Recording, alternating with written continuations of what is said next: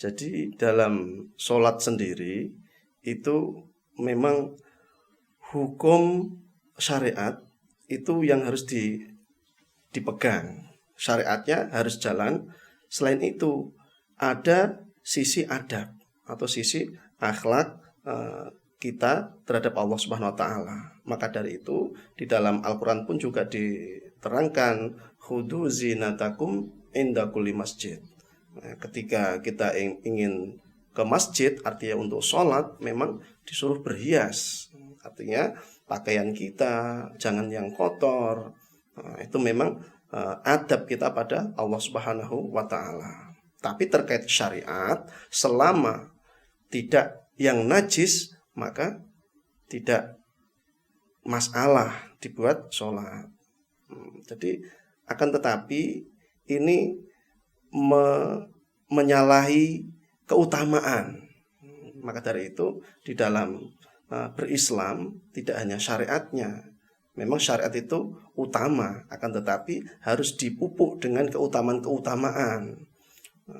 Jadi seperti sholat Jumat, sholat Jumat. Yang penting ikut sah, hilang gugur kewajiban kita.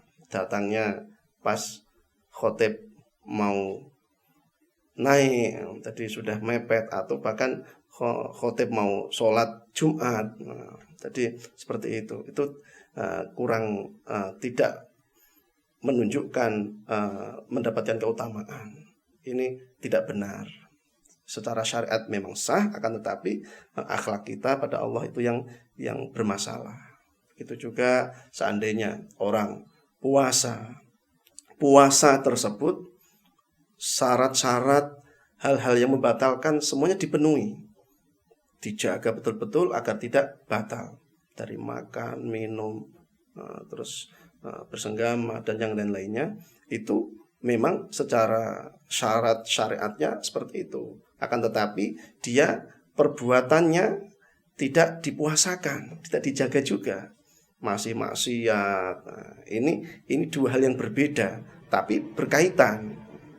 Memang dua hal yang berbeda. Artinya berbeda ini tidak sampai menjadikan puasanya batal. Beda jenis perbuatan. Akan tetapi berkaitan terkait akhlak. Ini menghilangkan keutamaan. Makanya ada suatu pertanyaan ketika seseorang itu puasa, kemudian dia tidurnya dari habis subuh sampai menjelang maghrib, baru ikut buka puasa. Bagaimana? Ya sah-sah saja puasanya. Sah-sah saja puasanya. Tidak ada hubungannya. Artinya hubungan ini beda jenis ibadah dengan sholat. Akan tetapi ada kaitannya.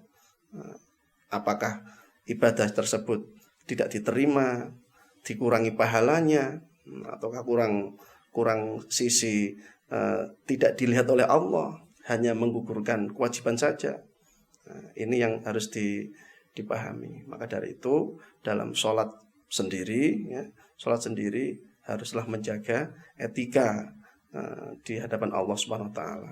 Karena kita tahu kita sholat adalah menghadap Allah. Makanya menghadap Allah. Makanya di sana seakan-akan engkau melihat Allah. Seakan-akan engkau melihat Allah. Kalau engkau nggak bisa melihat Allah, maka Allah melihatmu.